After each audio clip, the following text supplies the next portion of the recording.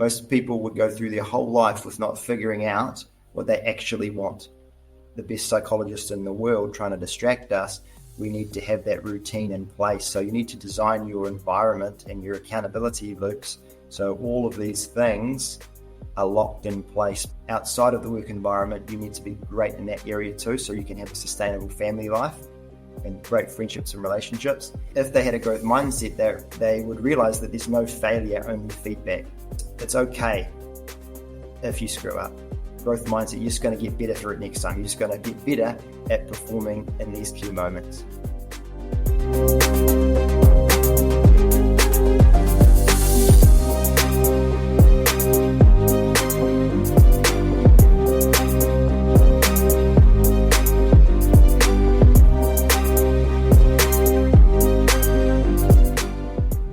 Welcome to the Evolving Potential Podcast. This is episode number 17. Today I have on the show Wilton Atkins. Wilton is a mental performance coach who has worked with professional sports teams, Olympians, and businesses to help expand their potential. He has over 20 years of coaching experience from New Zealand, where he grew up, to the US, including my home state of Arizona here, to his new home in Phuket, Thailand, and internationally online. He creates mental skills courses, utilizing more than 50 courses he's taken into a simple framework, and is the co-founder and director of the Mental Skills Institute, where he's able to draw on his experience as a former college athlete in tennis and cross country, as well as a premier grade rugby player in New Zealand. More recently, he's won the Spartan Race in Phuket, Thailand, and the Tough Guy and Gal event in New Zealand, and has become the father of 2 children. Finally, he's also written 4 children's books with a focus on personal development with his wife, a pediatric occupational therapist. Welcome to the show, Wilton. Thank you, Todd. Appreciate it. Happy to be here, buddy. Absolutely, man. So I want to first jump into the journey into mental performance coaching. So what has led you to focus on mental performance coaching, and particularly with like sports people and corporate professionals? Yeah, so I think my journey may be similar to a lot of people. I didn't discover mental performance till a little bit later on in my life. So for me, I lived sort of most of my life up until late 20s, almost unaware of the need for mental performance. So I kind of stumbled upon it by accident. So my tennis career, rugby career, and track and field career was all pretty much unaware, without any mental performance tools. Nobody taught me these things. So, and to a certain extent, maybe I wasn't ready or open to it. For example, being a young man, I probably wasn't mature. I didn't mature till a little bit later. And the other thing I would say is maybe a lot of coaches weren't equipped to help people in this way. So as a result, I wasn't exposed to mental performance until quite late, and I'd stumbled upon it by accident, really. And it was through something that happened to my wife, a really dramatic, life-changing thing for her. So I'm not sure if I told you in the past, but my wife, Mirren, had debilitating chronic illness for almost a decade. And so we're talking about chronic fatigue, daily body aches, daily migraines, daily nausea, and this debilitating fatigue where she wasn't able to work full time.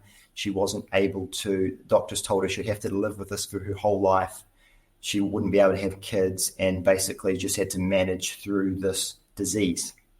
So multiple medical doctors and other experts said, you're just going to work through this. You've got to manage these symptoms for the rest of your life, et cetera, et cetera. So,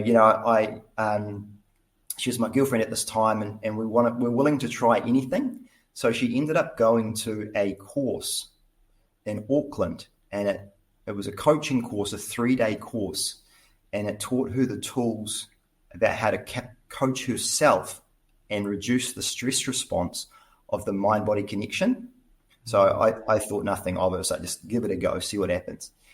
But, she came back from that weekend almost a different person. So because of the stress response, she also was gluten intolerant. She had a medical diagnosis for gluten intolerance. the course was allowed her to reduce her stress response to now eat gluten. The daily headaches and body aches went away. She was able to exercise without crippling body aches and fatigue. So like 2 weekends after that, we were hiking a mountain in the Milford Sound. And, she got her life back. We were able to travel, successfully have a family, all of these things. So it would be odd for me not to be curious about a situation like this. So it was so dramatic for her. She got her life back. Amazing. And we don't even really acknowledge it now, but, we were just talking about it recently. We should really celebrate this every year.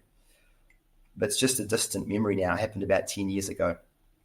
But, yeah, that was really the catalyst for me to understand that, hey, maybe there is something to this. So that's when I delved into this whole world. Before that, I was a coach. I was a decent coach, a decent tennis coach, working with kids and adults. But now it's taken my coaching to a whole new level, a whole different direction. I don't focus on chronic illness. I think there's other people that are more interested in that aspect. I thought, how can I use similar principles and develop my own to help people with performance, whether it be in the workplace or in a sporting capacity or just in their general life. So that's where I focus my attention as I've applied and learned a lot of these tools. But yeah, that was for me how I basically accidentally delved into this world. And you know what? It's a blessing. It was terrible what happened to my wife back then and many others. But yeah, for me, that was a huge, significant change for us. And I basically dedicated the rest of my life to this this avenue now. That's crazy. So she went and did her certification, had a profound change. You got very interested in figuring out what she had learned, what she had figured out, and then you went to go get this certification as well? Yeah. So I didn't do that specific certification, but I did certifications and things with similar principles. So I'm trained in coaching, sports medicine, sports psychology, which all has some valuable tools, but they don't really go into depth about some of the concepts that are talked about. So I got into a little bit of, because I'm a science-based person, I was like, okay, this needs to be backed up by evidence, right? So I delved into a little bit of the research behind it and for me to be able to believe it. And I thought, yeah, actually there is something to this. It's not really talked about. So yeah, I did a whole range. I wanted to, maybe a little bit like you, I like to tick all the boxes to check the evidence to see if this is, evidence-based and practical. Yeah. And it was. So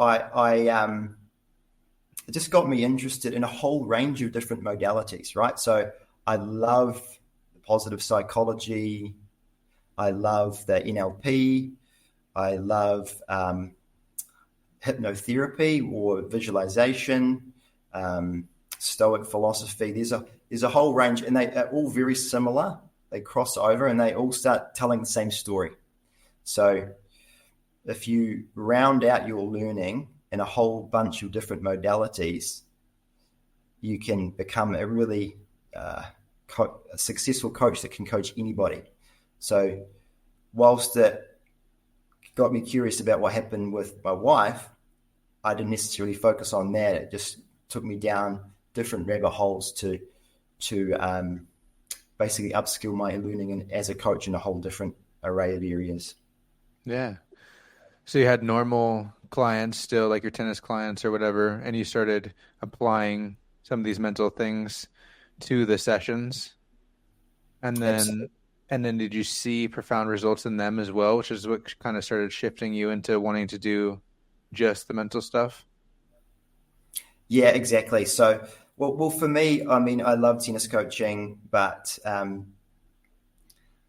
I think that's just working on somebody's tennis. Eventually, for me, I want to be helping someone in their life in tennis, but also outside of tennis. I want them to have a successful life a career after tennis. I want them to have a successful, healthy home life, and I want them to have an unbelievable mindset. So tennis was awesome because I got to trial it on so many different clients. So I could have the same conversation and get a lot of reps in talking about these concepts. So I could sort of fine tune my philosophies, techniques on people as like a trial and error. So it was almost a bit of a luxury for me to have that career path as well. But eventually, tennis was just a way for me to have these conversations with more and more people. But yeah, I still have a few tennis clients, but for me, I'm more fulfilled helping somebody in a more holistic way. Nice. And so when did you decide, I want to build a business around this? I want to call myself a mental skills coach or a mental performance coach. How did that kind of transpire? Yeah, so I had that plan quite early on, but you've got to be a little bit of a realist around finances. So, for example, at the time we were trying to build some assets.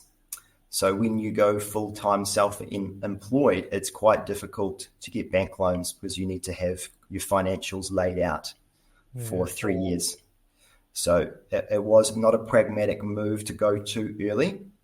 So at the start, I was just doing it as a side hustle on top of my corporate career, mainly from a pragmatic point of view. So, but when the time was right, it was always the plan to build a business around a lifestyle business where I could go anywhere. So it was just a matter of time before we were able to pull that off. And it's not that easy, but that was our goal, that was our vision, and that's what we thought was really important for our family. Wow. So how did you face some of the potential imposter syndrome that you've dealt with from switching into something that is more, soft? It's a soft skill. We're moving from tennis skills to now mental skills, and now you're calling yourself a mental performance coach. This is something that's new, something that a lot of people don't understand. And so I have to wonder how you might have dealt with okay, now I'm calling myself a mental skills coach. Am I qualified to be that? Obviously you probably did some certifications to give yourself that mindset of yes, I'm qualified to do this. But I feel like a lot of people would deal with some imposter syndrome going through a transition like that. Yeah. Yeah. So it comes into everything that I teach, really. So, for example, the courses that I teach, I also apply to my own life. So I have a whole bunch of principles that I live by that allows me to smash through anything like imposter syndrome. But definitely around imposter syndrome, it's a normal human response. So a few years back, I went to a talk with the All Blacks, New Zealand All Blacks rugby team mental skills coach, a guy called Gilbert Anoka. Interestingly, he said that he'd never met or coached an All Black that didn't suffer from imposter syndrome. So that's the first point. I realized that everybody has it, or if they don't have it, they're probably just not admitting that they have it. So it's a normal human response. And the other philosophy that I have on life is nobody has all the answers. We're all winging it to some point. Nobody has their set plan and it's going to follow through. So, I mean, if you look right now, you've got the US elections coming up. Neither of the leaders of the two main political parties have it all figured out. To a certain extent, they're just winging it and making it up as they're going along. They don't have all the answers to foreign policy, economic policy, social policy. You can't know everything. So if you understand that we're all winging it and you understand that everyone has imposter syndrome, then you're really going to realize it's not actually that big of a deal. So that's the first belief that I have around it. And the other thing I would say and the other thing I would say is because everybody has imposter syndrome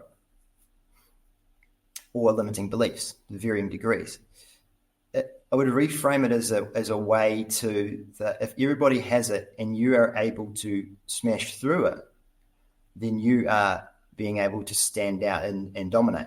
You're going to be able to set yourself apart from the opportunity. So rather than it being a crippling self-doubt, it's like, okay, it's an opportunity for if I'm the one and if our family is the one that can defeat it, then we will win. Win being whatever that means, be more successful. So that's kind of the belief that I have around it. And the other thing is I'm quite clear and early on, and it's one of the key things that I teach, is understanding your clarity and motivation for things. So if you have clarity, then you have a pull factor, and that's that pulling motivation. So that's the first part. So for me, getting clear on what I valued and getting clear on what was important and vision meant that any type of resistance, like a limiting belief or imposter syndrome, is easily overcome by knowing who you are and knowing what you value. Yeah. So I think for me, getting clear on my values, I knew one of my values was growth, and I knew one of my values was contribution and service. So yeah, if I'm true to that value, and if I'm true to what I'm wanting to do with my life, then limiting beliefs are easily broken through because you can see what you're trying to accomplish and you know what your values are. So I think with clarity, the imposter syndrome or beliefs is easily it's easily defeated. Yeah. And I think the other thing I would say, it's actually the first pillar that I teach, is other than clarity and motivation, is mindsets. So I've sort of simplified it down, keeping things really simple. I really only see two key mindsets. There's a lot of different mindsets are out there, but they come in sort of two main things. And the first one is having true agency. So basically what agency means is that you are responsible and accountable for yourself.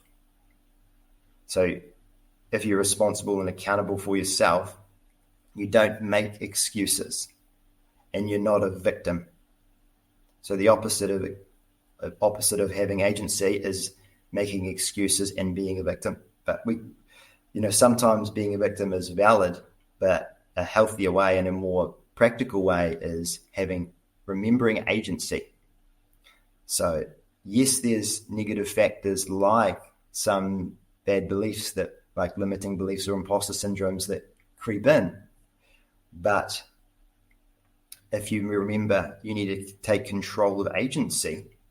So for example, I think Jonathan Haidt talks about agency in a different way. He talks about it that's the social psychologist from NYU.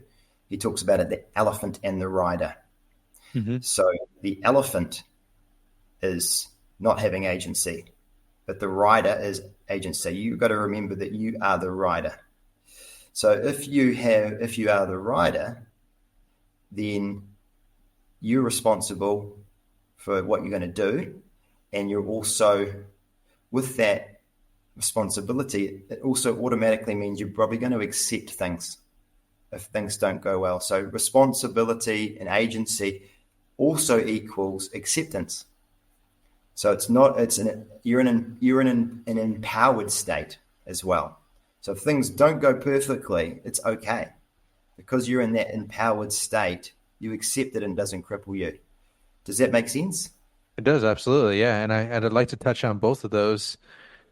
First being clarity and motivation, it's like if someone watching this is curious on doing a similar process as you've done and figuring out what is important to me, what do I value, kind of who am I and how do I develop a motivation that will pull me rather than push me, what advice do you have for people to develop that for themselves?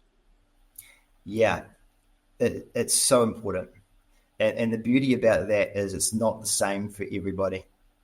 Yours will be different to mine. Your wife's might be different to yours.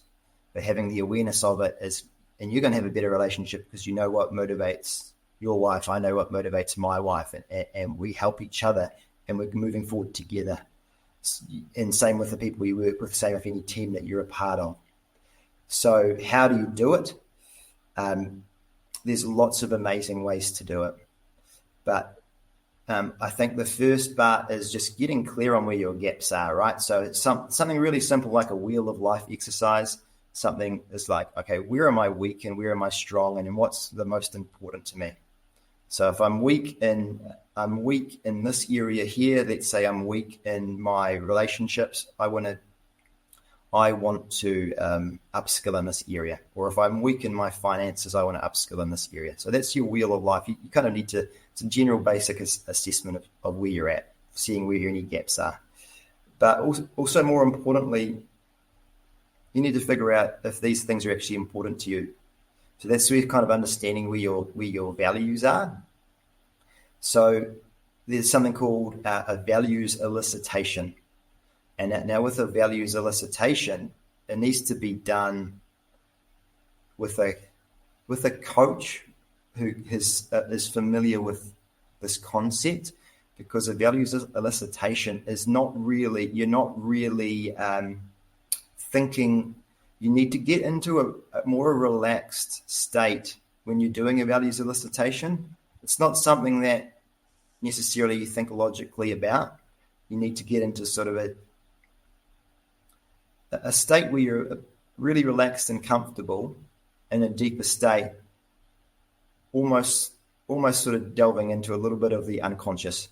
So these are more about true motivation. So you need to sort of be comfortable to get into a state where it's revealing some things that you don't typically think about in your day-to-day. Because, I mean, everyone can have a life planned and you think, this is what I'm going to do. This is my values or whatever. But unless it's done in a way that you're not thinking logically, it might not be what you truly want, those deeper unconscious needs. So the values elicitation is a simple process, but to do it well takes a bit of time, takes a bit of skill to figure out if these things actually truly matter to you. So basically what you're doing is you figuring out what your highest values are, and that's and figuring out why that is important to you and what purpose does that serve. So let's say I value making money. What value does that actually serve me? I value money because I want freedom. So freedom is my higher value. So I need to set up a life for me that gave me freedom. So I value growth. That allows me to contribute and serve more. So it's not a logical process. Let's say you value family, and what does that family provide you? It provides you with love. So it's a simple process, but it's a really compelling process, and you can help sort of have some pillars, the things that are important, helps you with your decision making. That's a really solid answer. So Wheel of Life, for anybody who doesn't know, would be like each category would be like family, relationships, personal life, spiritual life, whatever. You have like put those in a circle, and then each one kind of fills out a section of that pie, and then if you had 10 out of 10s in each section, you'd have a perfect wheel, but most people will not, obviously. We're going to have some shortcomings, whether it's financial shortcomings or, spirituality shortcomings or relationship shortcomings, which are going to cause a little bit of a bumpy ride, right? Yeah. So getting people to be very clear with that, and then getting people to put their values in order and figuring out, okay, yeah, I value family first, or I value finances first, or I value freedom first, or whatever, and kind of aligning the, I guess, decisions they'd make in their daily life with, or the career path or whatever it may be, with those values. So Yeah. along the lines of like getting someone to a trance state, then it makes me curious. Like, I mean, what would you ask someone, I guess, as a coach to get someone to answer in a non-logical way? Like if I was going to say finances, and say freedom or whatever, it's like, how do you know that's not a logical response? I'm just saying that because, obviously that makes sense to me. I could use some extra money right now. I'm struggling financially or whatever. So you're getting someone to a trance state, which we can talk about in a second, like how we might do that, which I think is kind of cool. But also like, how would you get, I guess, what questions would you ask someone to get them to elicit a response that would pull a deeper value from them that's not necessarily logical? Yeah. Yeah, exactly right. So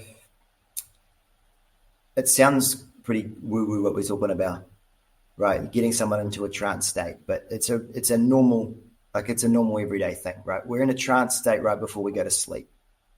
Some people call it like a different brainwave frequency, call it what you want, but it's a normal relaxed state. So simple things like closing your eyes. When you close your eyes, you're removing all of the other filters. So your focus is on yourself. Deep breathing. So just doing something like that is half the battle.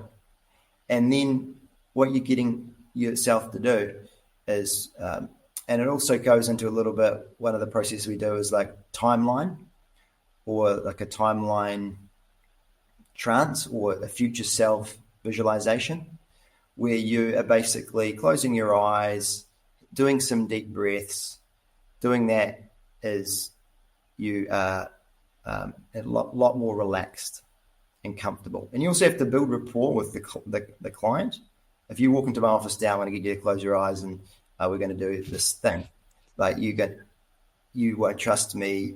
You might not be comfortable. So we've got to do some other things first to build that trust. But it's a normal state.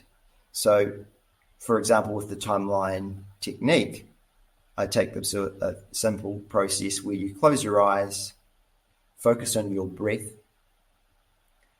try and relax your body down from the tips of your head all the way down to your tips of your toes. Once they're relaxed in a more relaxed state, then what you can do is, for that process, you can take them through a imaginary induction. So it might be, imagine yourself walking down a staircase, or imagine yourself walking, going down an elevator, or imagine yourself on a beach. And all that is doing, right, is getting them into the relaxed state. So they're not thinking about what's going on here right now in the room.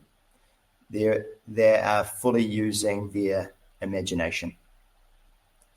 Things that most people will never do their whole life. Most people would go through their whole life with not figuring out what they actually want. So doing something like this is so powerful. It's like one of the most powerful things you can do if you do it well. So once you get into that relaxed state, there's a lot of different ways to do it. But basically, like counting backwards is one of them. I would recommend anyone do a training in it to get a little bit more. It might take a few days to really understand the skills, and then you actually have to practice it to get really good at it. And the other thing is, you need to be in that. I don't want to use the word trance because it's an off-putting thing for people. Mm-hmm. You need to be in that relaxed state yourself as the coach in order to take your client through the process. So you're doing it with them, really. You're imagining it yourself. And that, if you can do it for yourself first, you're literally just replicating that process for them. And you know what? Like, what I'm sounding right now, if I was my, 27-year-old self saying what I'm saying right now, I would, what are you going on about? But like seriously, but because of like what I said earlier about my wife, now I'm open to the stuff, and it's also helped change my life. So I have a lot more clarity in myself. I take people through the same thing, and And now you can almost layer it into a really short conversation. So I was actually doing I was coaching somebody last week, somebody that was going through some shifts in their career.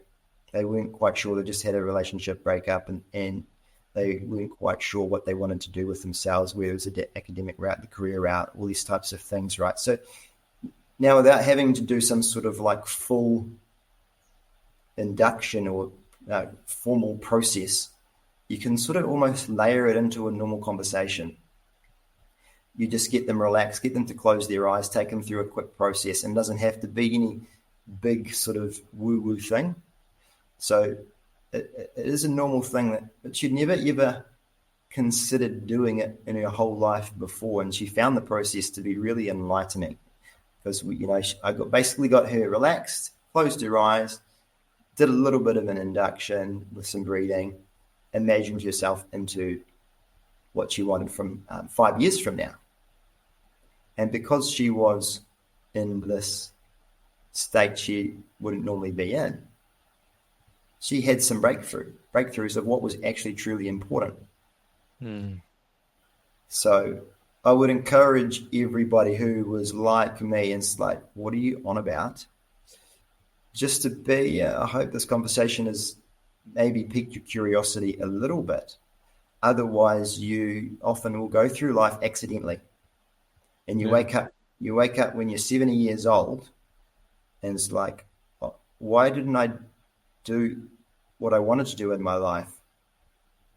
Yeah. You have to deliberately design and understand what's important.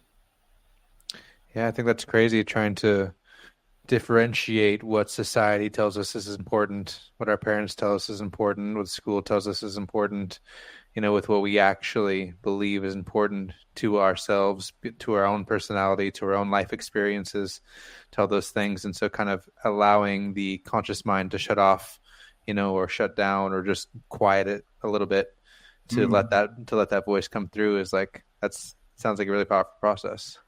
Wow. Well, very wise words, actually.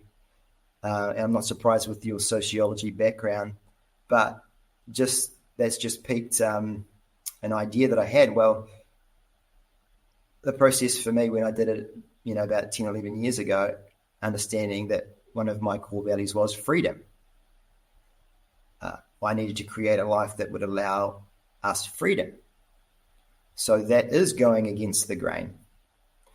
For now, be more specific. We just built a new house, designed and built a new dream house, and we loved living there. It was a great house, and then I realized that one of my core values was freedom, and contribution and growth. It's like, okay, well, how do I get that? And then now you start filtering for things that allow you freedom. And what it was completely against the grain, as you said. So we actually sold our house that we just planned and built that we really wanted to live in. Wow. Because it was not going to give us freedom. And I had filtered. Now, reticular activating system, basically it's a mechanism in your brain that allows you to filter for things, what's important to you. We all have it. It's a deeper part, primitive part of our brain. And so for me, I now was filtering for this value of freedom, and I found somebody that was able to offer this. So it was a mortgage broker in Christchurch with his business partner who were basically they were property investors that would help people with a different approach to real estate investment. So, and we had this conversation with him, and it was like, if you, we can help you build a portfolio with this counterintuitive idea. And the counterintuitive idea was simple principles of understanding how to accumulate equity and understanding how to make sure that the numbers from the bank stack up from a cash flow point of view. So you could get finance and you also get a portfolio because you're accumulating equity, rather than the family home, which is generally the nice home with the white picket fence and it's beautiful to live in. It's a different type of home when you're thinking to build a portfolio. So you can't really do both at the same time. So basically my point is understanding my value of freedom allowed me to be counterintuitive in how we approached our life.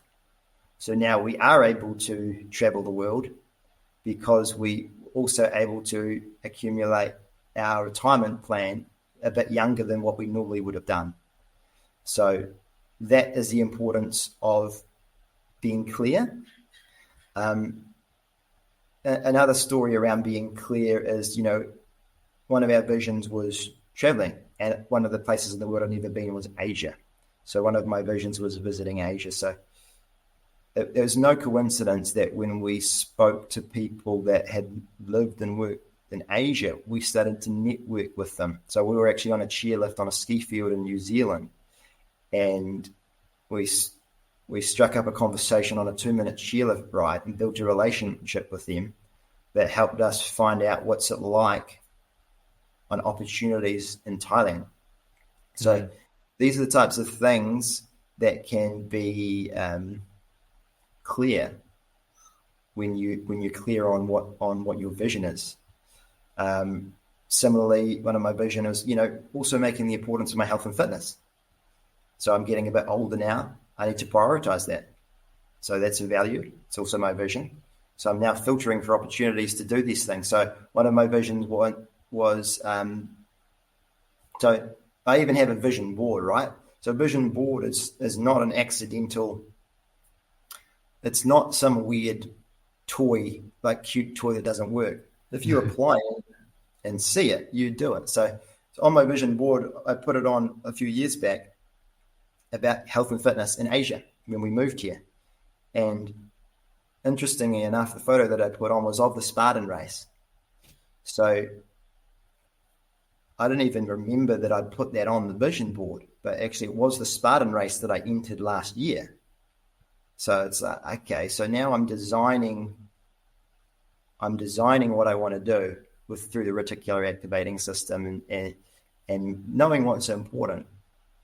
And that's the race that you ended up winning? Yeah. That's crazy. Yeah. So I think that's so cool. Yeah, exactly. So I guess the main point is I'm not bragging about the Spartan Race or anything or cash flow or anything like that. All I'm saying is a life doesn't occur without having clarity and direction.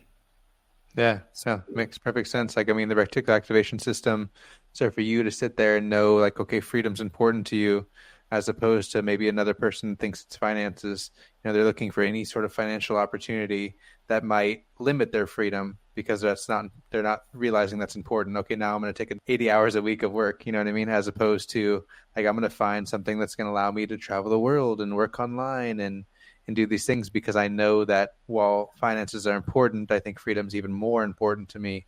And so I'm going to look out for those opportunities. Beautifully put. Exactly right. Or a career change. So what's your value? What is your value? Are you in the right job? Yeah. Or how can you apply your value to your current job? Yeah, making sure that you're seeing it in the right way.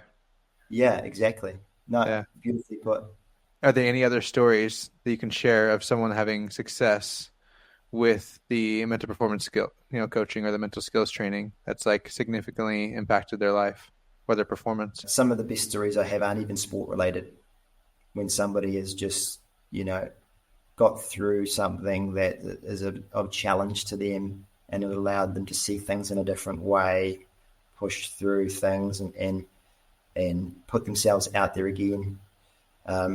But I mean, the framework that I teach is mindset, the principles of mindset, getting clarity and clarity and motivation.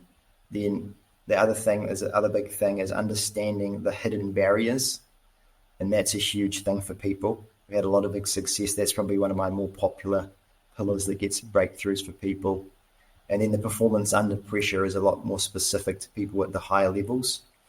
But so that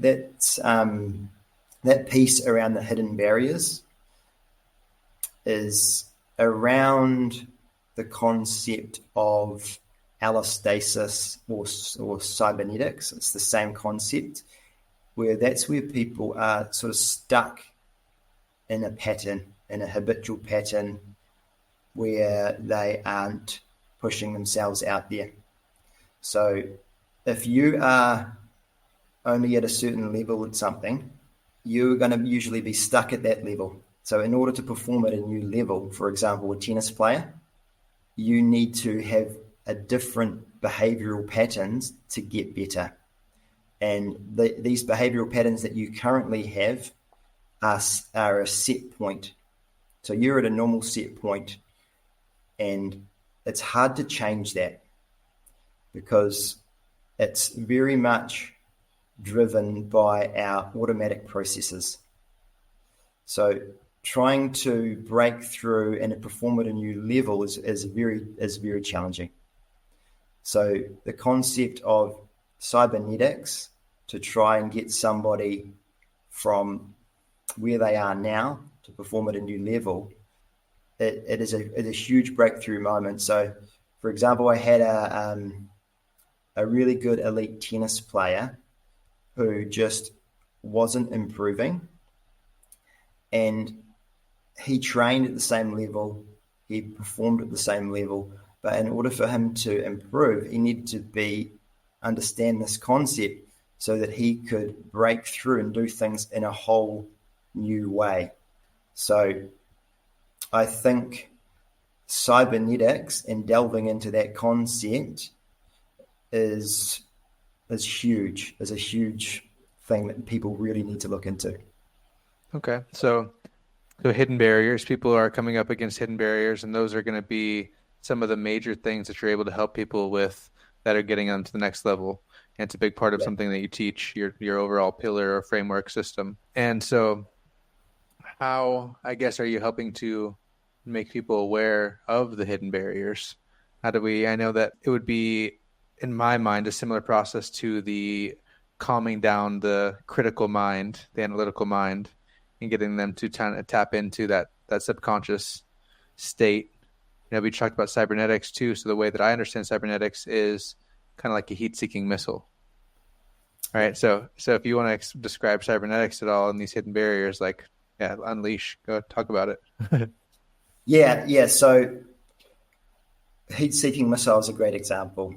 And another example is, let's say your psychology or your behaviors are like an AC or a heat pump, where it has a thermostat. So, for example, if you're performing at 20 degrees, just like a heat pump is, or AC, when the door is left open or the window is open and the hot air comes in, the AC is going to turn on because it knows it needs to be at 20 degrees. So basically our behavior is in exactly the same way. So the way that I would see it is with the AC method, the AC example they're using is someone would be used to performing at a certain level, and maybe they're pushed to perform to a better level. They're reached the next level now through coaching, through practice, through whatever, but ultimately they end up cooling themselves back down to the normal level that they're at because maybe their self-image is still there. Maybe there's some hidden things that are going on that are kind of forcing them to stay at that level. Am I right? Exactly right. Yeah, exactly right. So what are some of the most common mental barriers that you're encountering when you're working with athletes or clients, and how are you helping these people overcome the challenges? Yeah, it is a big topic, Todd. So we're talking about mental barriers. We're talking about beliefs, which are often subconscious. And without addressing these, and also identity and that self-concept is those hidden barriers. So it is the hardest to shift. So one way to explain what hidden barriers is like cybernetics or homeostasis. So we perform at a level that is the same as what we believe. So you only perform as well as what your identity is. So when we really want to change, make true change, we need to change at a beliefs and identity level, often rather than just like a skill level. Or, going to a new team and learning a new skill might not be enough. We really need to really change beliefs and identity to get that more lasting change. And, it's not easy to do. It is definitely not easy to do. So there's a really good book out there called Psycho-Cybernetics. It was written a few decades ago, but basically I think Maxwell Maltz is the author. He was a plastic surgeon, and he got interested in psychology because of what was happening with his clients. So, for example, he would make women, I think he was in California, I could be wrong, but he would make his clients traditionally, stereotypically more beautiful looking to hopefully give them more confidence. What he noticed over his years of doing this as a plastic surgeon is none of these, or many of these women afterwards, they still didn't have confidence. So why is this? He got really curious. And then he discovered this concept of cybernetics and understanding that the self-concept is a cybernetic mechanism. So your beliefs on yourself and your identity is cybernetics, meaning it is coming back to a set point. So if I get plastic surgery on part of my body, and in theory, I should be more confident. But if I think I'm an ugly and unworthy person, it's not going to change. So you need to work on that side of it. It's more important than sort of the more superficial environmental skill changes. It's a lower level of change. So now, how do you do that? It's not easy. So I guess pointing out how to find it, one of the easiest processes to find it is a hypnotic process, a timeline process. So instead of envisioning the future, you can often envision, remember any things from the past or limiting decisions from the past that may have triggered this belief. So where did beliefs come from? They often come from childhood. Or hypnosis, where you can remember a time where a limiting decision may have occurred. So if you get into a relaxed state, which most people might not do, and remember a time when they were in your childhood home, and what were people telling you? Or what you're at school, what were people telling you? Or if you have a sibling, what were they saying to you? Or sometimes it might be a parent. So if you don't tell them what they're thinking, they will find their own limiting decision. If you do a nice hypnosis that they will lead, you'll figure out where some of these beliefs actually came from. So for example, it might be I had a sibling that told me that I was dumb. So, okay, so that's why that's a cybernetic mechanism that might be serving somebody throughout their whole life. Or I had a mum that told me that I was fat. There's your cybernetic mechanism for your whole life, right? So because that imprinting phase in childhood. So timeline therapy is an advanced technique, but it is quite a compelling technique to find that limiting decision or that limiting belief of where it came from. And shining a light on it often allows people to release it and have full acceptance of it. And often they'll have a better relationship with family members after it, or whatever, or teachers or whatever, accepting that maybe they had positive intentions from what they're saying, and it allowed them to release whatever this limiting belief was, whatever that's holding them back now, even as an adult. Some people their whole lives. So that's one. It's really cool. And now that you bring that up, I'll share my own story with the audience just to give some clarity there, because I had my own powerful experience when I did my NLP certification, which I didn't expect to happen. They told me to, try to let go of the conscious mind and try to see what comes up in the subconscious when it comes to this particular limiting belief I had, which was like trying new things are scary. It's bad to try new things. It's dangerous to try new things. And so it's like the fear of failure really is what it was. And so I had my own thing that came up in that moment, which was this moment of when I was like 6 or 7 years old, and I had lived in this like all black neighborhood, like a lot of kids that were bullying me, unfortunately, at the time. They invited me to play baseball, and I thought it was going to be this cool thing. I'd never played baseball before. I was really excited to try it out. They give me the bat. They say, hey, it's your turn. Throw the ball to me. I miss. Everybody laughs. They throw it again. I miss. Everybody laughs. I get incredibly embarrassed and decide like I'm never trying new things again. You know what I mean? Like, screw this. And then like I didn't realize that I had kept that for so long. And it's crazy that like now I'm like wondering why it's like, oh, I'm going to go do this thing. No, I'm going to stick where I'm comfortable. I'm going to stick with what's, familiar to me, because trying new things is scary. Trying new things gets me made fun of. Trying new things equals pain. Yeah, that's crazy. So do you have any stories, I guess, that came up for you that may have helped you to be a better athlete back in the day, or have helped you release some things, maybe to become a better father, or anything along those lines that came up for you personally? Yes, I did.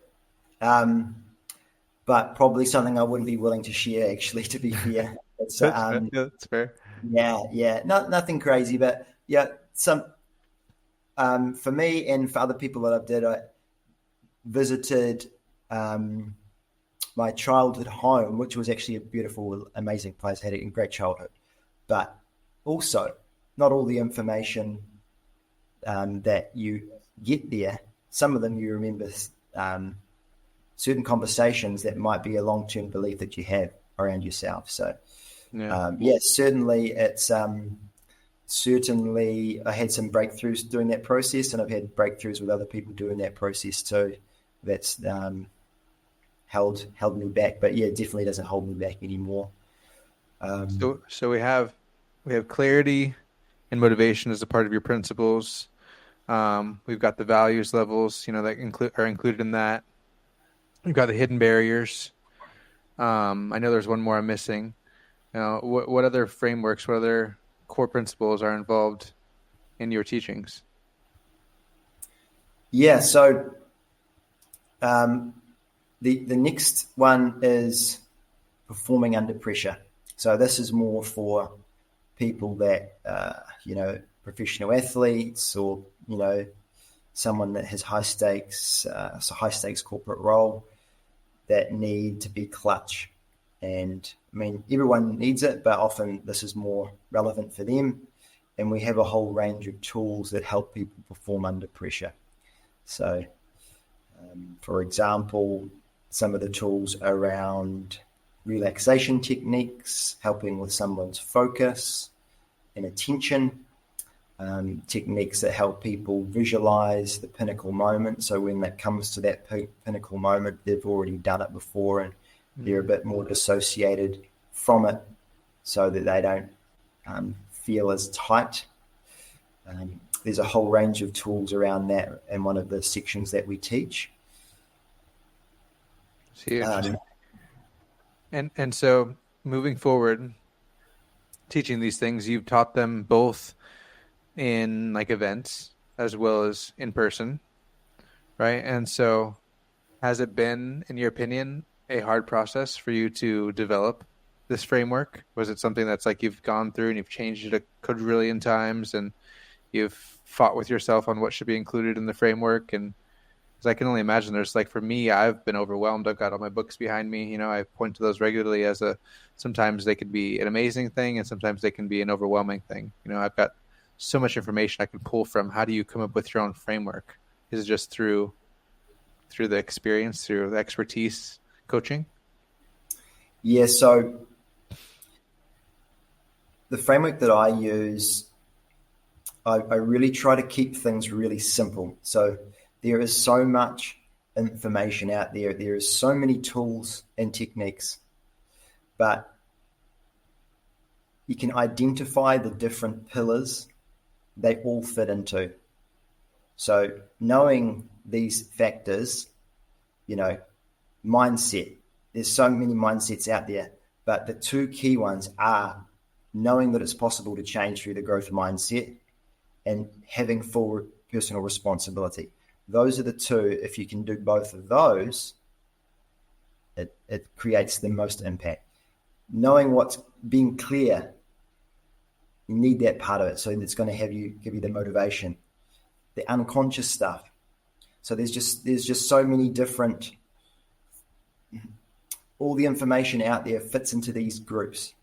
Performing under pressure, and then the holistic part, communication and relationship outside of the court, outside of the work environment. You need to be great in that area too, so you can have a sustainable family life and great friendships and relationships. And then the last one is structures and a system. So with the structures and system, it's like, mindset's not, or skill set and mindset is not that important unless you have structure around it. Because especially now, we have big tech, have the best psychologists in the world trying to distract us. We need to have that routine in place. So you need to design your environment and your accountability loops. So all of these things are locked in place by something solid. So I could have the best mindset in the world, but unless I have a routine that I am held accountable to, I'm still going to drift away from that. So it's a really simple concept, this framework, but within each of them, there's a whole range of different tools you could take. So I guess I have, with all the study that I have done, the degrees, different coaching, all the books, the patterns all indicate for me these different key pillars that they all fit into. And often when I'm working with somebody calls me on a quick Zoom call and they need help with the challenge, this framework, I can coach them because it's a simple framework. Pretty much, I really haven't had a problem that couldn't be solved with this framework or one of the aspects from this framework. So, for example, I had a call recently from a professional rugby player who was struggling with pressure. So they were in an overtime game, and they got stage fright because the match was in overtime and they needed to score or the game was over. So next time play stopped, the game was over. And this was a key player. It was a fullback. They were, one of the most dynamic runners on the team, a key player were the ones that needed to have the ball in their hands to score the winning try.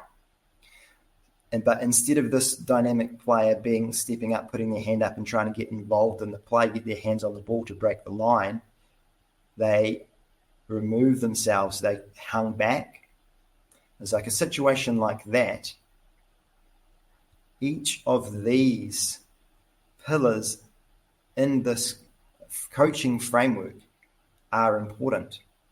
So I literally took them through each of these steps. Okay, so what's your mindset?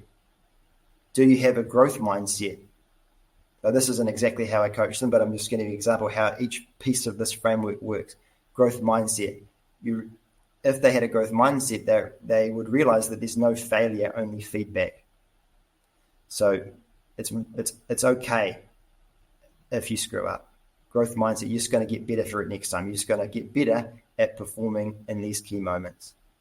Now, the next mindset, do you have responsibility and agency? Because if you had responsibility and agency, you would accept that if you didn't break the line and you did make a mistake, that's okay. So we need to work on their living above the line, their responsibility and agency. So it's the mindset piece that worked. Values. Okay, I work with this person. Were you living your values? One of their values for this person was contribution.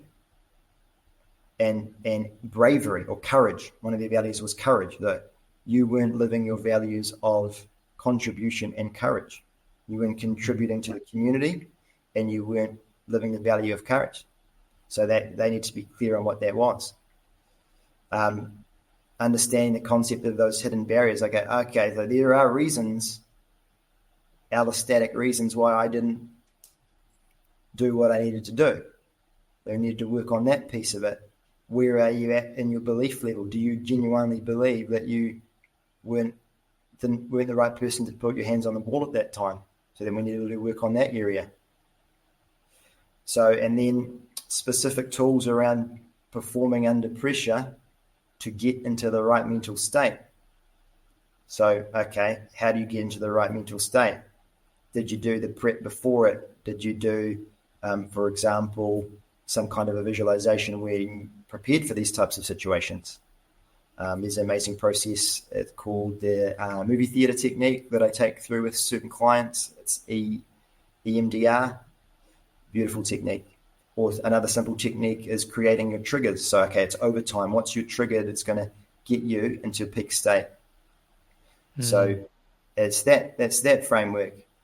And then, so a simple example with that, each part of these pillars applies. So I haven't come across a problem yet, and I coach people every day, that couldn't be solved from working through this framework. Please. Yes, that makes a lot of sense. I mean, from what I'm hearing is I see it really all kind of coming together, especially with the aspect of having a coach at your side. I think trying to do this by yourself would be incredibly, incredibly hard. So, I mean, I have respect for you, who seems like you've done a lot of it on your own, but having that clarity and motivation around your values, what is important to you, then overcoming the limiting barriers or the hidden barriers, and then establishing some sort of accountability or systems to make sure that you're really taking those actions and prioritizing your behaviors in a way that supports those values, and then understanding how to communicate and have the relationships with people in your life, which I would assume would be some boundary setting as well, of hey, these are the things that I've decided are important to me, and this is how I'm going to live my life. And I need to communicate that respectfully to anybody in my, surrounding environment, to make sure that they understand why I'm living the way I'm living and how it's best for me. But I clearly don't want to be selfish too much to the point where I'm, disrespecting everybody, but I do want to have those things in place. And so to me, I mean, and we already talked about this before, but I'm very interested in the aspect of accountability and having a system, whether that's personal or with a coach. Let's just say that there's no coach in the picture, because I like to do that for the audience. It's like imagining that they're at home and they want to hold themselves more accountable. They want to have systems and structure to make sure that their behaviors are staying in line with what they think, at least, that their values are. Maybe they don't know for sure. Maybe they haven't worked with a coach, but they think their values are A, B, and C. And so they want to align their life and prioritize their life towards A, B, and C. And they want to hold themselves accountable to it. How do you help people maintain accountability? As a coach, it's easier, because then I'll book in a weekly meeting to check in on them. Someone without a coach, I think you need people in your life that can hold you accountable to your structure. So you need to prioritize what you want to do. So schedule in, probably daily exercise, daily resistance training, daily cardio. Doesn't have to be in a gym. It could be anything. You need to prioritize daily friendships and connection, if that's what's important to you, or weekly. You need to schedule that in. You need to actually schedule in daily time with the people that are important to you, family in your life. You have to actually diarize, schedule that in. You need to have any key things that you're working towards, specific goals, scheduled in to your calendar. So it's as simple as having a calendar and a checklist that someone holds you accountable to. That person that holds you accountable could be a friend of yours, or a brother or sister. And they are both supporting you, but also holding you accountable. They need to be on board with what you're trying to accomplish. They need to understand that, whatever the dynamic is, that they can't be too hard or too soft. And that's a simple structure. It's not rocket science having that structure, but you need to schedule in all of the things that are important to you. So, for example, there's a rugby team that is really important for them to check in with each other. So the relationships and the bonds of the team are important. So it's not just training that they schedule in. They schedule in their coffee meetings, coffee catch-ups to talk about each other's families. That's cool. That's really cool. So go ahead. You can structure in fun. So this is where we have fun as a team. We're going to go to a stand-up comedy night. So you actually have to design it. You actually have that structure in there based on what you want. And so how do you think that you being a prior athlete, having experiences playing on, I know you did individual sports mostly. I feel like tennis is pretty individual, cross country, but rugby is a team sport. So how would you say that you being a prior athlete has helped you to be a good mental performance coach? Yeah, it has a lot, because I experienced some pretty tough situations. And for example, I remember I was playing indoors in Nebraska in a dual match. Whoever won my match, the team was going to win. My coach at the time said to me, because I was battling it out in a close match against somebody that was pretty similar level to me, but I probably should have been beating. I was probably slightly better. So it was about 3-3 in the first set. And my coach said to me, if you don't come to the net on every single point, I'm taking the scholarship away. So it was like, oh my God, this is brutal. So I've been in those situations where there's a lot of the high stakes, the expectations, scrutiny, and consequences. I've been in a similar situation to that rugby player in an overtime match when you're the key player and you need to have the ball in your hands, but you're scared to do it. Yeah. And with endurance sports, which is it's a slightly different coaching thing that you need for endurance sports. And I also know that with my cross-country background, I know what needs to be done with endurance sports as well. So I've got quite a good mix of sports where you need to initiate movement, like a tennis serve, versus sports where it's a team game, versus sports that are more endurance-based, because they all require slightly different tools. So yeah, I definitely empathize with their situations. But to be fair, I don't think you necessarily need to have a background as a competitive athlete to be a great coach. Yeah. It can help, but I honestly don't think you need it. So speaking on individual sports versus team sports, I think that's really cool. Like we kind of talked about that before as well, about how there's certain sports, like let's say volleyball or tennis, where there's a lot of time between things to kind of second guess yourself. Even like being up in the batter's box, you're about to bat. There's a lot of time before you actually get that pitch or throw up that ball to hit the serve. When you really kind of have chance to second guess yourself or get in your own way. And so that to me is really interesting, but also like how might your approach differ from something like that to like a team sport? Like what would be the major differences there, I guess? Yeah, so even within a team sport, there's different roles within a team. So you have your kickers, you have your players that might be they don't have the roles where they need to initiate movement. So it's really a case-by-case situation. But, I mean, all of the stuff is relevant.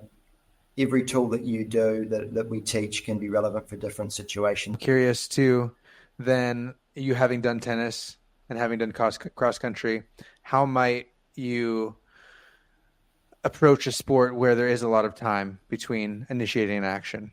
So you talked about specifically how it's important, mental skills are important for those types of sports. And you even mentioned potentially having me come out and enter the world and specifically seeking out those types of sports as prime for mental performance coaching. So how do you help people with those time barriers, the time between doing things to kind of get out of their own head? Yeah, that's right. Because when there's time to think about things, there's more time for you to get tight. And you can't take it away by movement. So there's more time to get the yips. For example, you're standing over a green and you need to putt for a gold medal, or you need to hit par on your last hole to win the gold medal, and you have to stand over there and execute a drive. That's a lot harder than executing a drive on the first hole. So similarly, if you are kicking a penalty kick or a field goal or a kick in rugby, you have your own thoughts to deal with. Whereas if you're just running a race, a long distance race, basically that has more, the training that you have done prior has more of an impact on the outcome, has a less of a mental component. It's a different mental component. It's more pushing through pain. So can you focus to push through pain with those endurance events? Whereas with the ones that you need to initiate a movement, it's more around calming the stress response, or using the stress response to your advantage. So just a really simple tool that we use with that is the one with triggering. So you have the structures around your routine. You need to create a routine that gets you into a relaxed state that you do even when you are not nervous.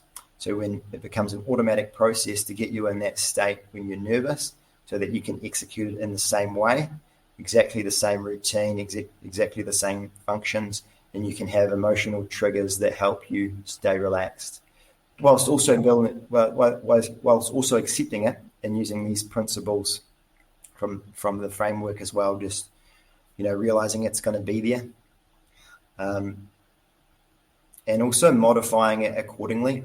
So, for example, if you know in a certain moment that you are going to be tight, you might aim at a different spot. In a situation where the match is on the line, I typically get tight here.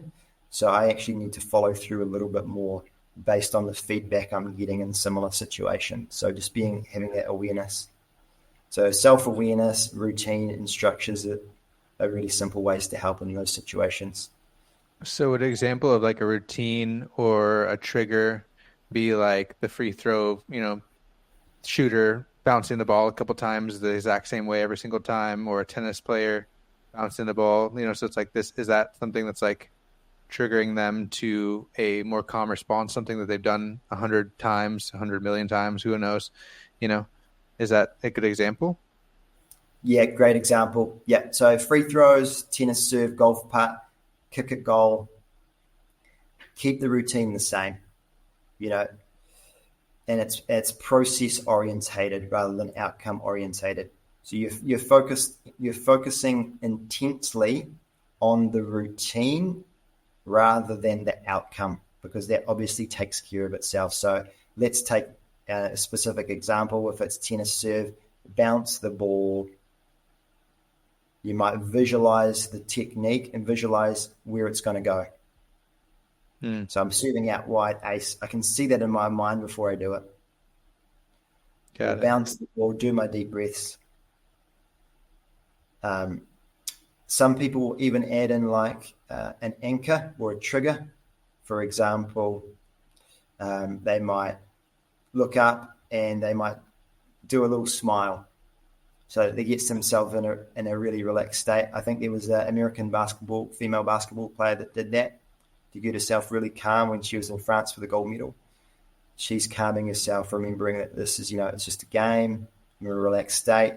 Often a rugby player will do it. They'll smile at the goalpost, visualize the path in which the ball is going to go, same amount of steps back each time. There's their routine. So the trigger there was the smile, which allowed them to find that emotional state to execute the skill. So, working with each specific person to figure out what works for them best, and also what works for their technique best as well, and knowing knowing the triggers when they are getting tight and what their habits are when they are tight, so where they can aim if they're more prone to hooking it. Really tuning into that, staying down on the follow through. For example, in terms of like aligning it with where your current weaknesses are. So can I ask you about your business and kind of go back to now building your business from all these things? It's obviously you're very, very good at this stuff. It's very cool, and you love doing it. It's something that you want to do for a long time. And so how did you go from starting a business and just kind of getting your foot in the door with this stuff to doing it at a high level, doing it with, Olympic athletes and doing it with, these high performers and stuff? How did you go about building your business, I guess?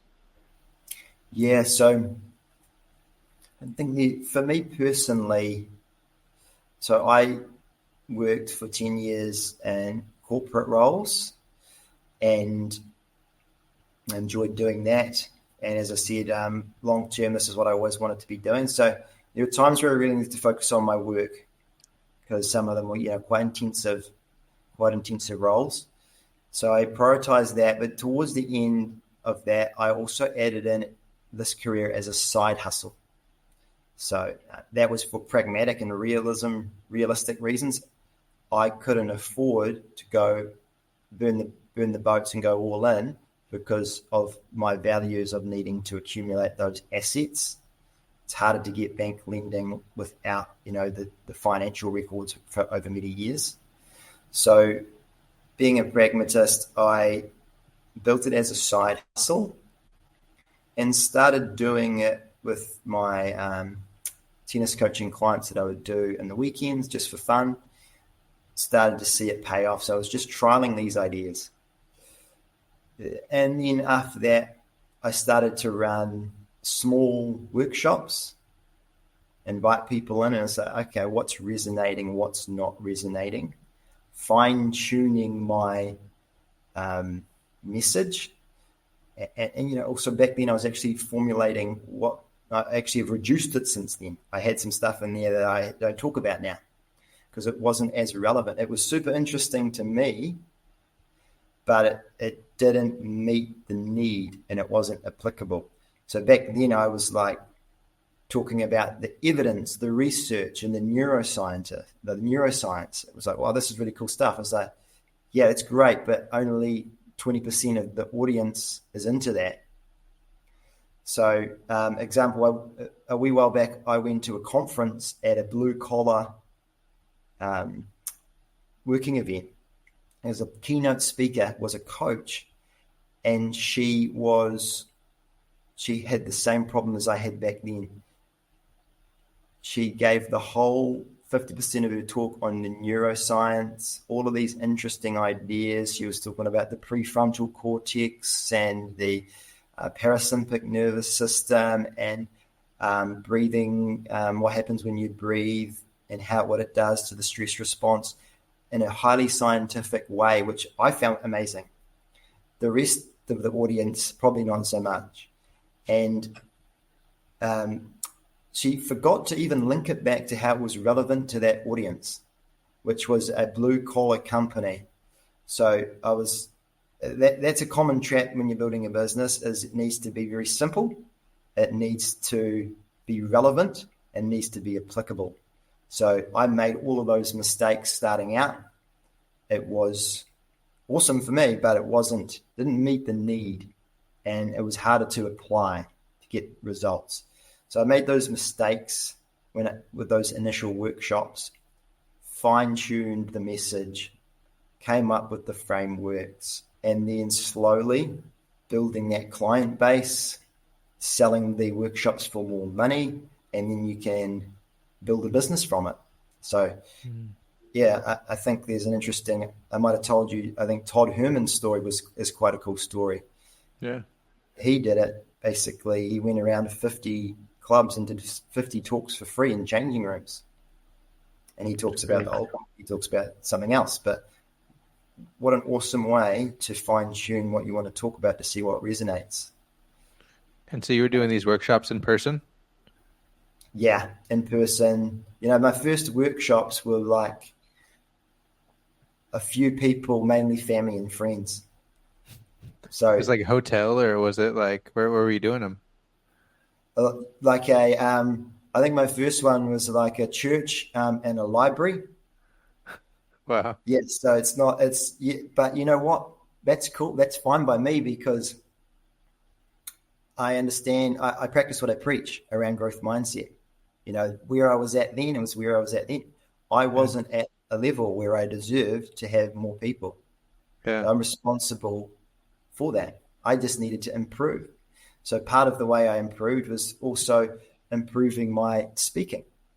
So I started to go and take a lot of courses in public speaking, starting with Toastmasters and then paying money to do professional ones. So you've got to own where you're at and improve to get better. And how did you realize that some of the stuff you were teaching was too logical and not necessarily like emotional enough or story based or practical and applicable? Did someone tell you that, or was it just like you were starting to look at people that were successful versus people that weren't? Like, how did you realize that? I realized it. I think I just started to simplify it because it's like they don't need to know this. They need to know what's in it for them. And I just really it needs to be short, sharp, concise. They need to know what's in it for them. Unless you're a lecturer at a university, I could take it all out. So I think it was a bit more self-awareness. Also, I went to a session with another mental skills coach that gave me that advice to say, okay, the common trap for young up-and-coming mental skills coaches is exactly what I said. They're not simple, it's not relevant, and it's not applicable. So that's the key. And so when you were working a normal job and taking clients on the side, side hustling, and you were starting to work these workshops, was it challenging to balance family life at the time? I mean, I don't know if you had your kids yet, but you had a girlfriend or a wife or whatever at the time. Am I right? Yeah. Yeah, it is. It is challenging, but being clear, having that clarity. Once again, I'm linking it back to the course because I practice what I preach. I knew it's what I valued. My family knew that's what was important, so they supported me in that. So whilst I was busier, there was a little bit more stress on myself, and maybe I would sacrifice a little bit of that because I knew that one of my values is growth and contribution. So I'm clear on what motivates me, what I want to do. So it allowed me to manage that process. And I also had to develop my skills around communication and relationships with my family life too. So how I communicated with my wife, you develop that skill as part of as being a good coach. You need to practice what you preach. You need to be a good person with the family. So it all applies. It all made things more enjoyable. That's good. So we've talked about growth and agency a lot, and I've kind of wanted to circle back to how to help someone develop growth mindset and how to help someone develop agency and that responsibility for themselves, or Jocko Willink would call it extreme ownership. Yes. Yeah, exactly. Yeah. So, I mean, there's a theme in a lot of personal development books of agency. You look at Jocko Willink, extreme ownership. What does that mean? That means agency. You need to have full responsibility. You're not making excuses. Amazing book. Exactly. He knows it. That's his message. That's his key message. It's the one thing he says. It's the main thing that Wayne Dyer says. Excuses be gone. Don't make excuses for your life. Where you're at now is where you are right now. It's up to you to get better. So there's all these themes around it. Empowerment comes via taking responsibility. It's a key belief. So, off a lot of new personal development books are regurgitating that same message, that same principle. So there comes a point when a young person is ready for that message where it kind of just clicks. So most people won't have that many friends and family that's truly in their corner. And I don't say that with any pride, but it's true. At the end of the day, the only person that is going to live your life the way that you want to live it is you.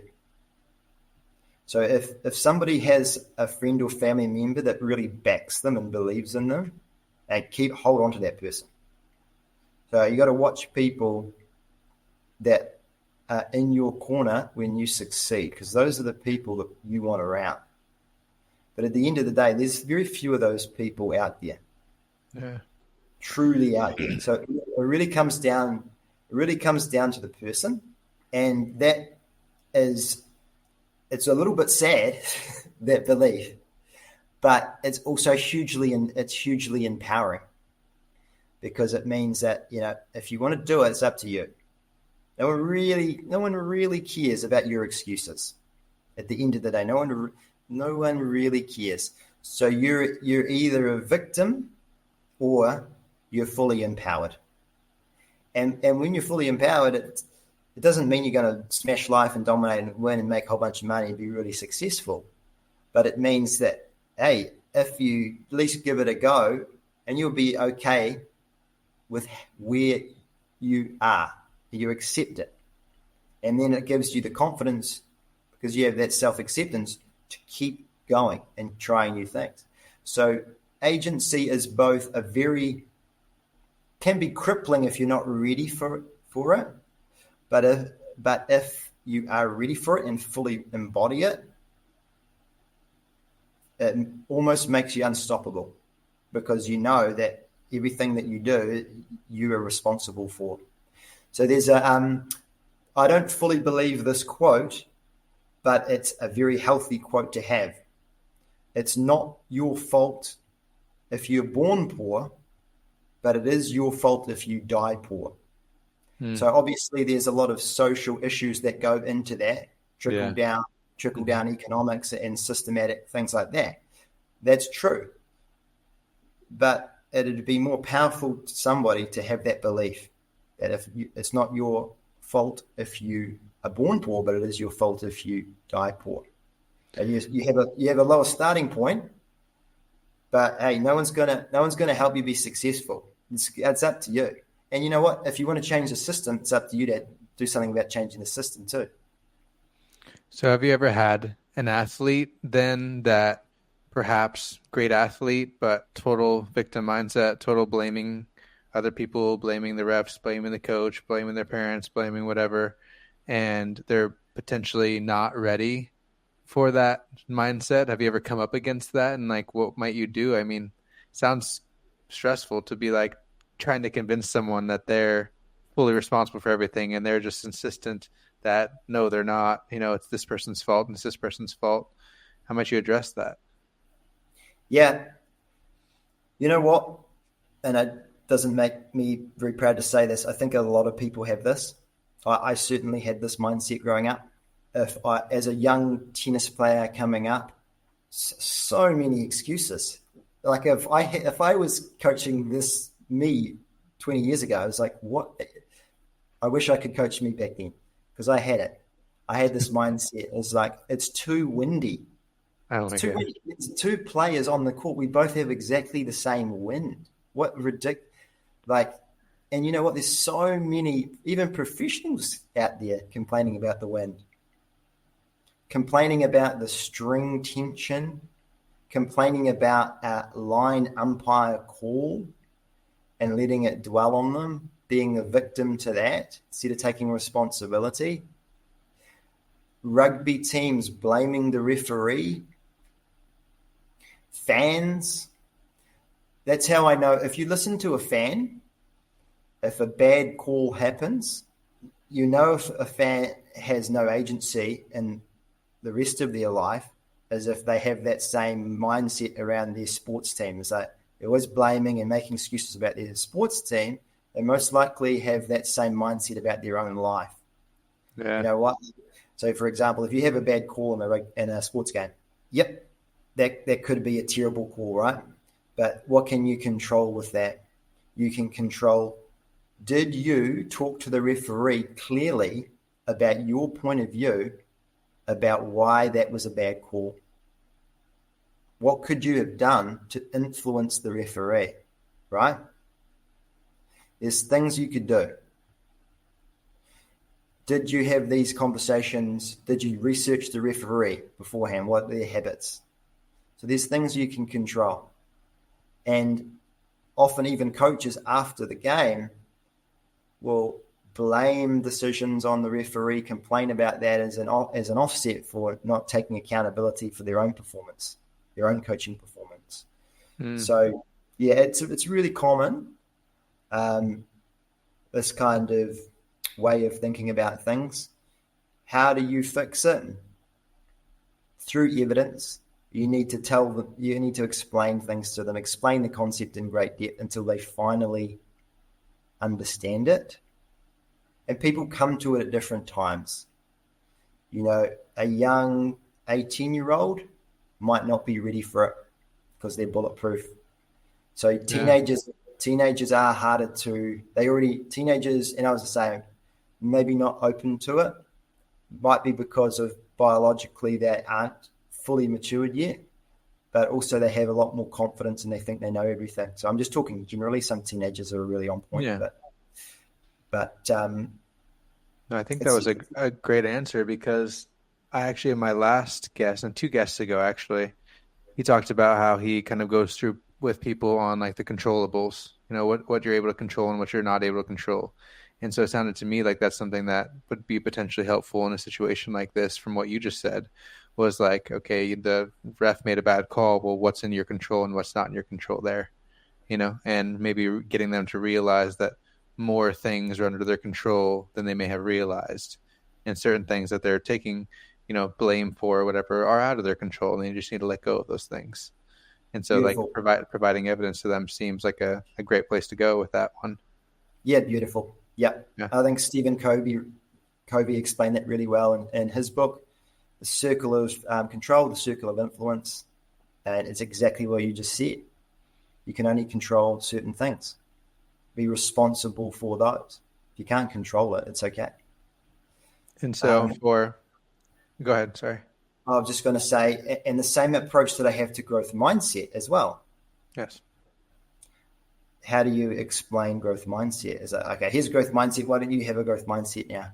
Well, it's not as simple as that. You need to provide comprehensive evidence for growth mindset.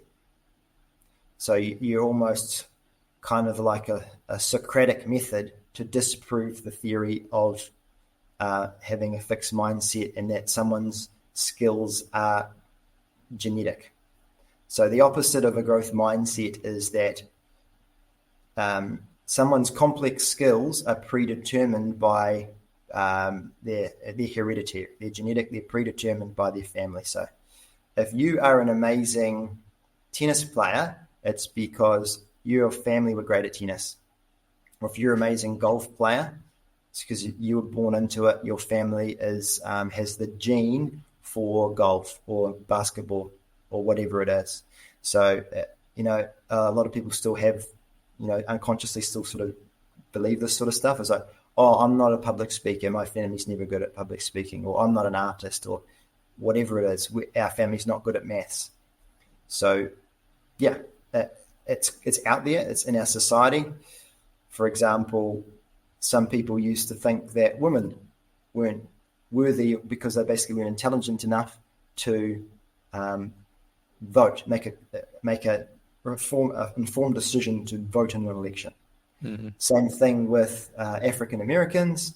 People thought they're not allowed to vote. They can't have the same rights. Why would you not be able to do that? Because people had a fixed view about what they were capable of. So this is a fixed mindset.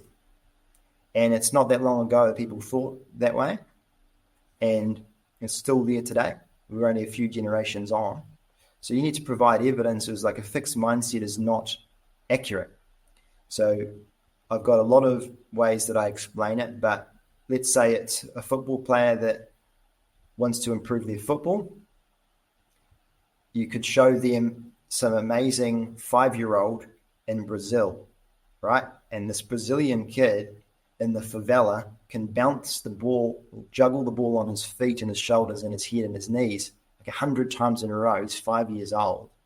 So earlier on in my culture growing up, it's like, oh man, you're so talented. This kid, you're so talented. You've got a real gift for football.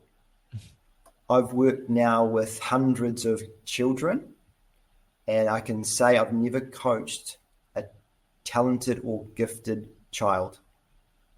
So, for example, at tennis, I've never seen a natural-born tennis player, because the children that come to me for tennis lessons or came to me for tennis lessons, what I used to think or someone used to call is, oh, they're real talented at tennis.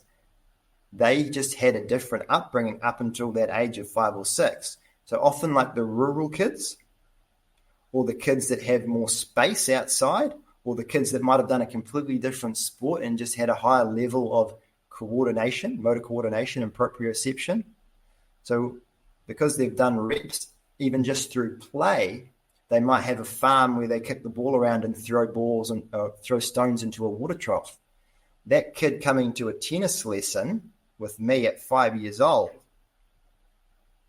versus another kid that's only played video games, it would be easy, and this is what society says, is like, well, Jimmy's so talented at tennis, and old Tom over here, who's the video game kid, he's so uncoordinated. It's like, I'm obviously not talented at tennis.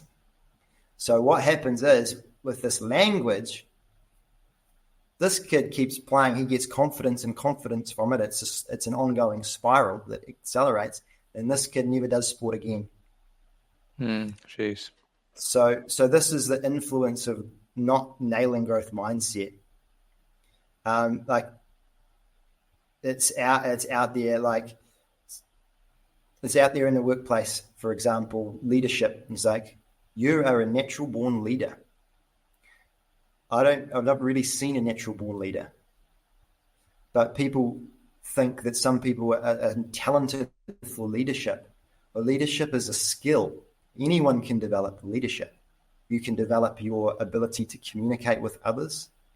You can upskill your knowledge around the issues, develop your ability to build rapport, the skill of think systematically. These are skills. Another example that disproves growth mindset is golf. So, for example, not long ago, there was, I think, 70% of the top female golfers in the world were from South Korea. So most people will think, oh, these South Koreans, they've obviously just got their talent, natural gift for golf. So people actually generally thought that. But if you actually look, it's a cultural thing. They start earlier, so they specialize earlier, which has its own issues, specializing earlier, but it allows them to produce unbelievable golfers, and they have a whole training academy around it. That's why they produce so many amazing golfers. So if you think that 70% of the top female golfers in the world is because they have a special gene for golf, that would be somebody that would be hard to convince in the growth mindset. And to be fair, I wouldn't necessarily try too hard.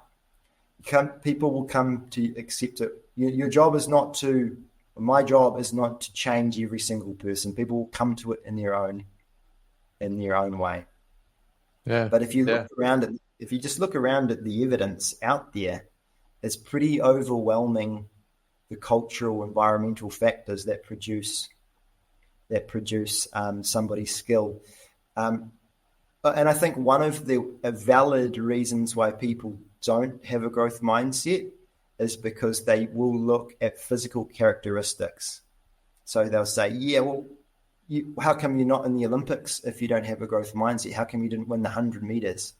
I say, well, growth mindset is not going to allow me to do track and field at the Olympics, because there is a huge degree of phenotypic characteristics involved in that, which is genetic characteristics. Yeah. How are you fast twitch, your height, your speed, these things are fixed, relatively fixed. So this is largely a physical skill though.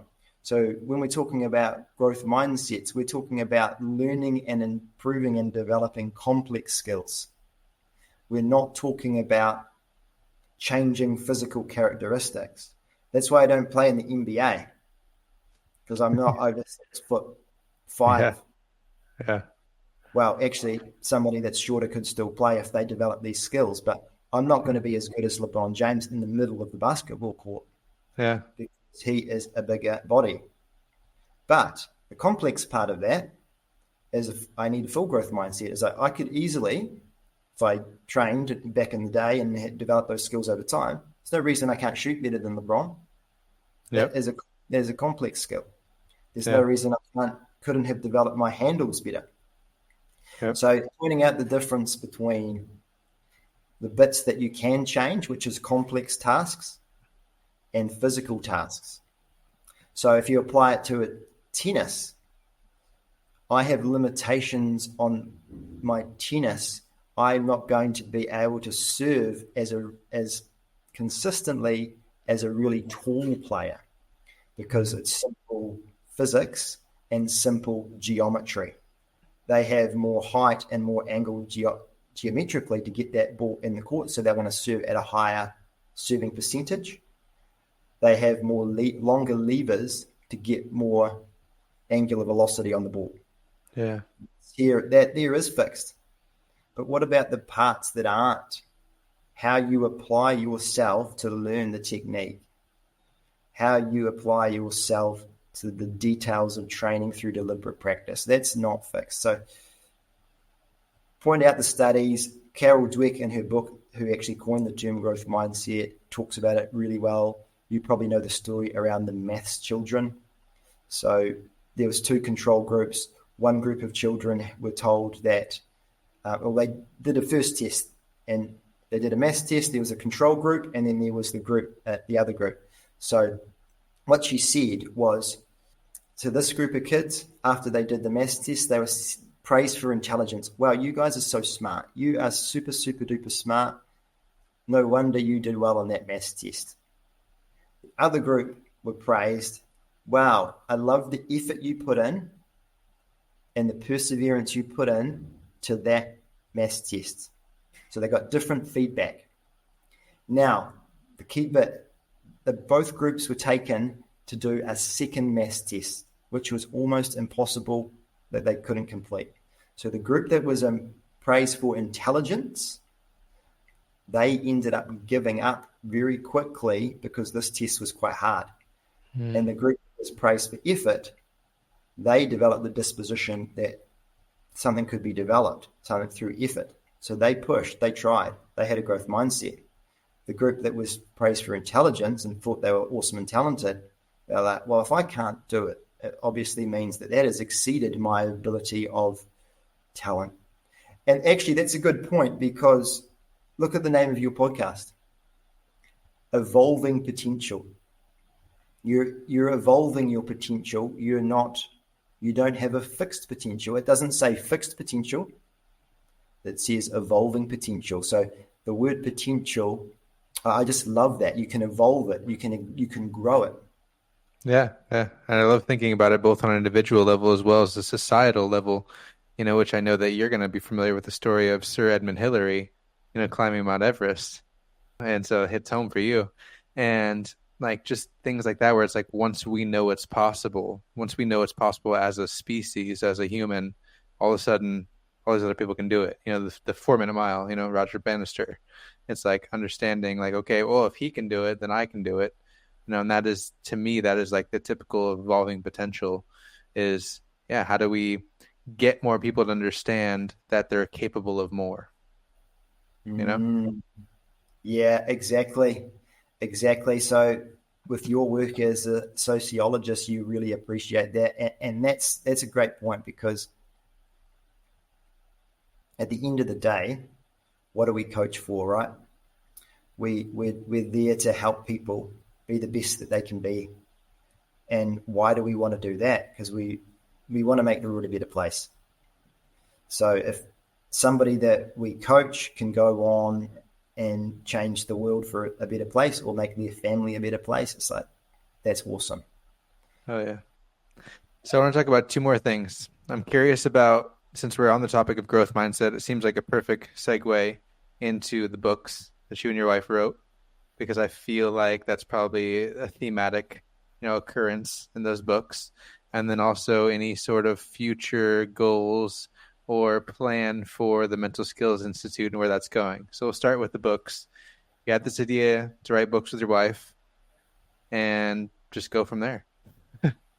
Yeah, so didn't plan to write the books, but I think it was around, having kids is such an amazing thing. So it was like, being a coach is like, man, we need to give them the best chances as possible, and help them have the best mindset as possible. Or create a culture and environment in our house where we have certain ideas and attitudes and beliefs.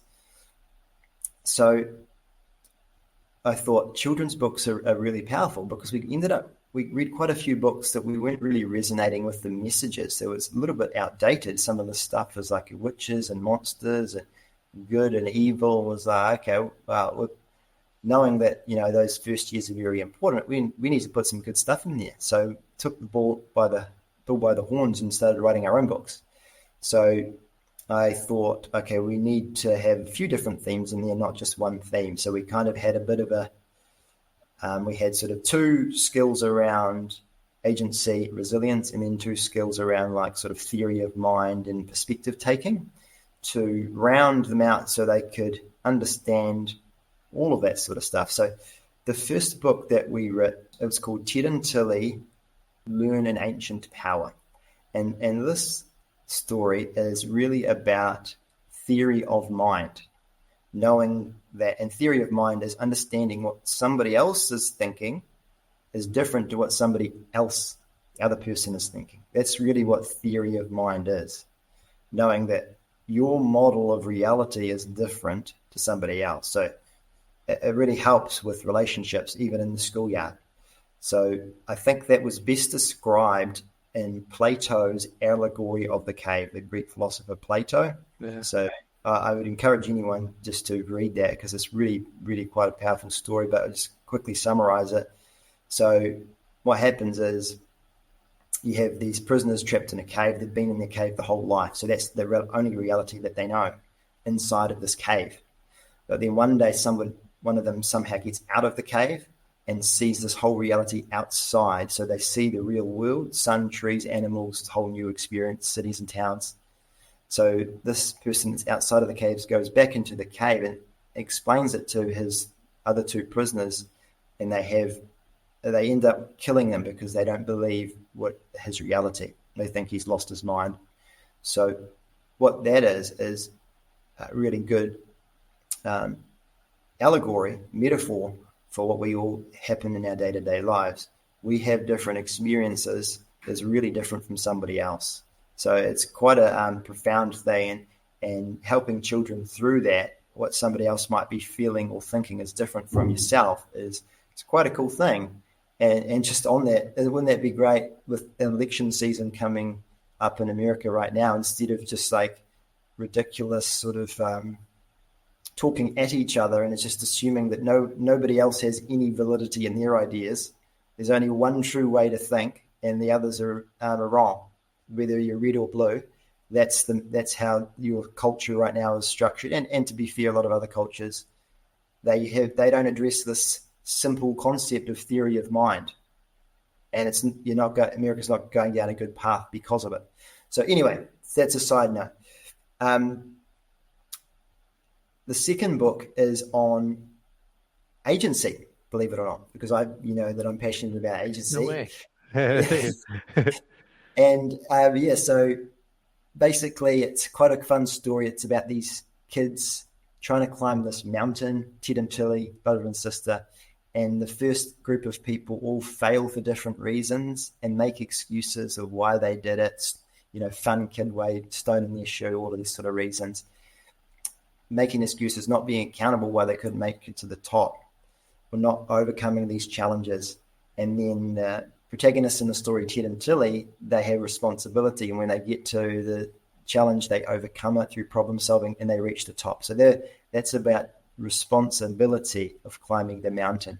And it's got a second message in that story as well, which is when they did get to the top, it wasn't about success and awards and prizes. It was about, okay, I'm actually feeling really intrinsically proud of what I've done.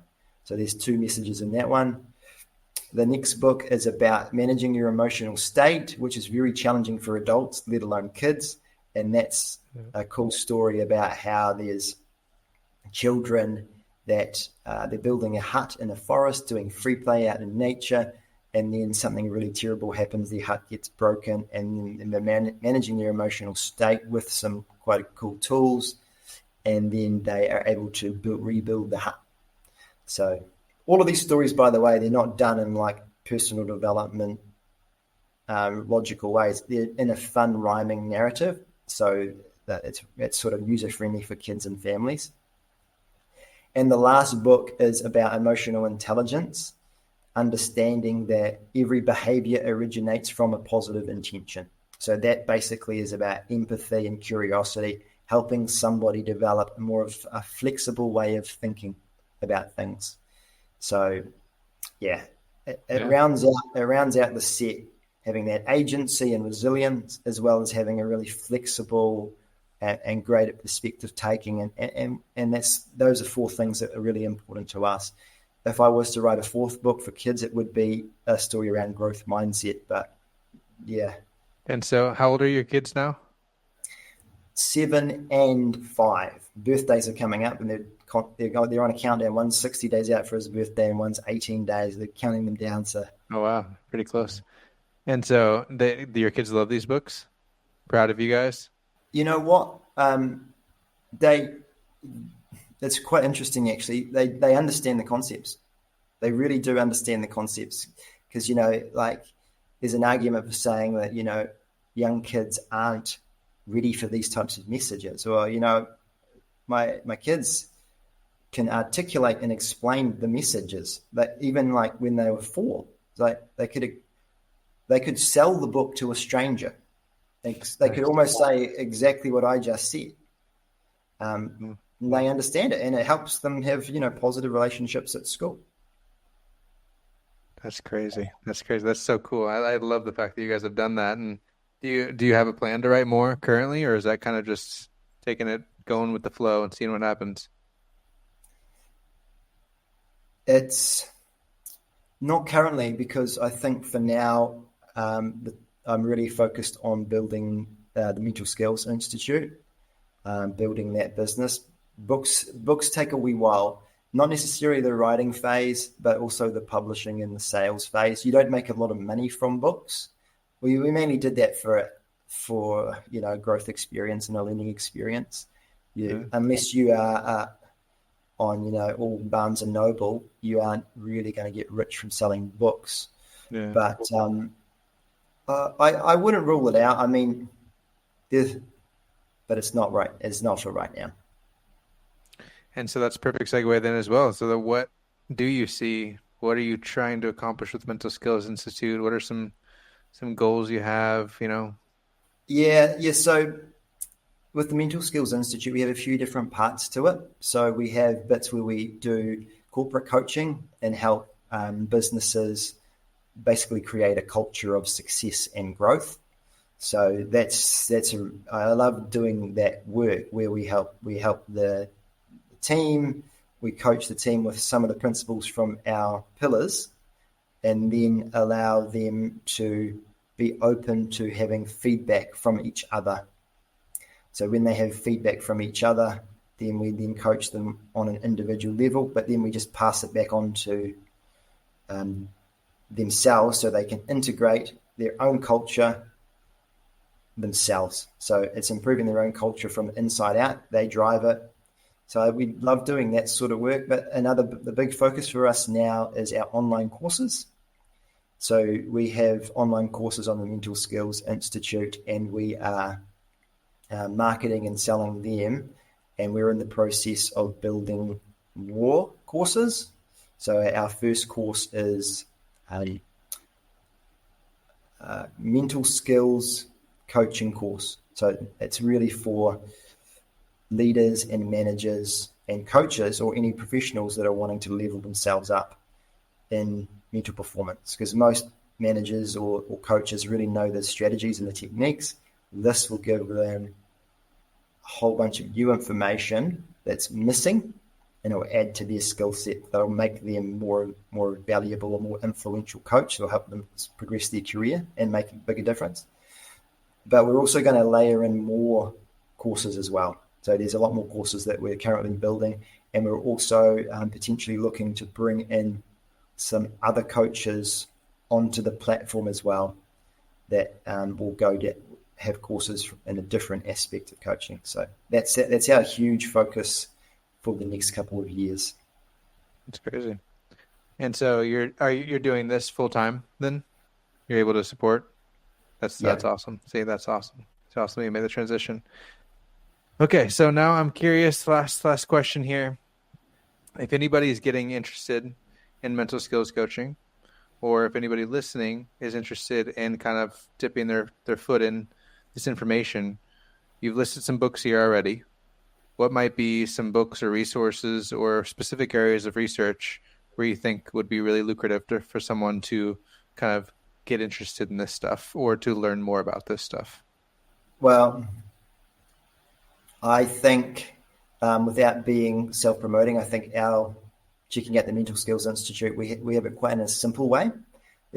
We can sort of simplify all of the key themes around what we've just spoken about. But other than that, that's a great question. There's so many incredible books out there. I think Psycho-Cybernetics will help you with the cybernetics side of things. I think understanding around agency, Excuses Be Gone by Wayne Dyer, or Jocko Willink's one you mentioned was really, really great. What's the Jocko Willink one called again? Extreme Ownership. Extreme Ownership, beautiful book. And then around growth mindset, the book I'd recommend for that one is Peak by Anders Ericsson. That would be the top one. Other than that, another really good one is Bounce by Matthew Syed on growth mindset, and of course Carol Dweck's Mindset, incredible book. The book on barriers and beliefs, I really like the book Magic of Thinking Big by David Schwartz. I love that book.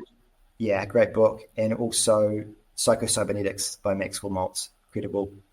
Now, Performing Under Pressure, there's a lot of good books. Once again, I recommend our course, but I think there's actually a really cool New Zealand guy. His name is Kerry Evans. He synchronizes it quite well. He has a book, I think it's called Perform Under Pressure. Kerry Evans. He's a trained psychiatrist, and he has a model called Red and Blue Brain, which is basically the logical mind and the emotional mind, and finding the balance between that. So it's a nice book around performing under pressure, and he has a different tool that he uses, a blue tool. What else? And then you have communication and relationships. I think you upskill in those areas. I think some of the stuff that we talk about is really cool in communication and relationships, but I also recommend getting out there yourself, go training and speaking, Toastmasters, upskilling. Don't be afraid to go to some sort of couples group to leverage off each other to make each other better.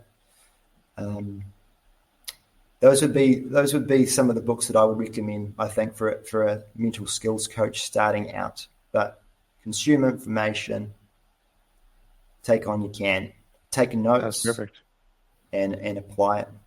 That was a great answer. And I'm glad. I'm always happy when someone throws in one I haven't heard of. So I haven't heard of this Kerry Evans guy. So I'll have to look that up when we get off this call, because I'm always curious about new information, different ways people explain things, finding, new and exciting things to help people understand this stuff better.